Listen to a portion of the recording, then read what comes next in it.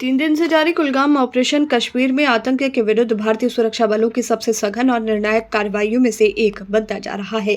जंगलों में जारी इस संघर्ष ने स्पष्ट कर दिया है कि आतंकवाद के खिलाफ भारत की नीति अब केवल रक्षात्मक नहीं बल्कि निर्णायक और आक्रामक होती जा रही है। एक तरफ hi-tech surveillance system, special para force और संयुक्त सुरक्षा बलों की रणनीतिक तैनाती है, तो दूसरी तरफ आतंक के बचे खुचे अड्डों को ध्वस्त करने का स्पष्ट इरादा। कुलगाम के अखलवन क्षेत्र में यह ऑपरेशन अचानक नहीं हुआ।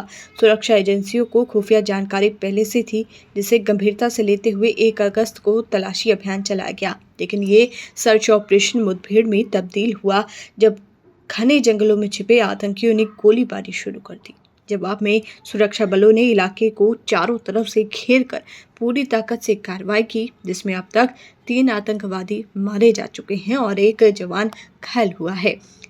इस अभियान की गंभीरता का अंदाजा इस बात से लगाया जा सकता है कि खुद जम्मू कश्मीर पुलिस के डीजीपी और सेना के 15वीं कोर कमांडर इस पूरे ऑपरेशन की निगरानी कर रहे हैं। सुरक्षा बलों की विशेष टीम एसओजी, सीआरपीएफ और सेना की यूनिट समन्वय के साथ काम कर रही है।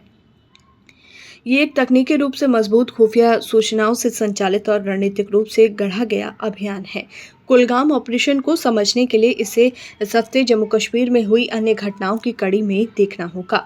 इससे पहले सुरक्षा बलों ने ऑपरेशन महादेव में पहलगाम हमले के मुख्य साजिशकर्ता लश्कर कमांडर सुलेमान समेत अफगान और जिब्रान को मार गिराया। तीनों पाकिस्तानी आतंकवादी थे, जिन्होंने 22 अप्रैल को बैसरन घाटी में 26 पर्यटकों की निर्मम हत्या की थी। इससे पहले 31 जुलाई को पुंछ में 2 आतंकियों को एलओसी के पास मार गिराया गया, जो पाकिस्तान से घुसपैठ की कोशिश कर रहे थे। ये लगातार तीसरी बड़ी मुठभेड़ है, जो ये संकेत देती है कि घाटी में आतंक का नेटवर्क अभी समाप्त नहीं हुआ है, लेकिन वो गंभीर दबाव में है। भारत की सुरक्षा नीति अब सतह पर नहीं रह गई है, बल्कि हर सूचना को रणनीतिक रूप से प्रयोग कर ऑपरेशन को अंजाम तक पहुंचाया जा रहा है। कुलगाम का ये अभियान न केवल इस वर्ष का सबसे बड़ा एंटी टेरर ऑपरेशन बन सकता है, बल्कि ये संदेश भी देता है कि भारत अब किसी भी आतंकवादी गतिविधि को सीमाओं या जंगलों की ओट में पनपने नहीं देगा। इस पूरे घटनाक्रम से ये भी उजागर होता है कि आतंकवाद अब सीमाओं से सीधा जुड़ा हुआ है, चाहे वो पहलगाम हो, पुंछ हो या कुलगाम। हर मुठभेड़ के तार पाकिस्तान से जुड़ते हैं। ऐसे में सवाल उठता है कि कब तक अंतर्राष्ट्रीय मंच पर पाकिस्तान को आतंकी पनाहगाह के रूप में चिन्हित किया जाएगा, और क्या भारत के निर्णायक कार्रवाइयों को वैश्विक समर्थन मिलेगा।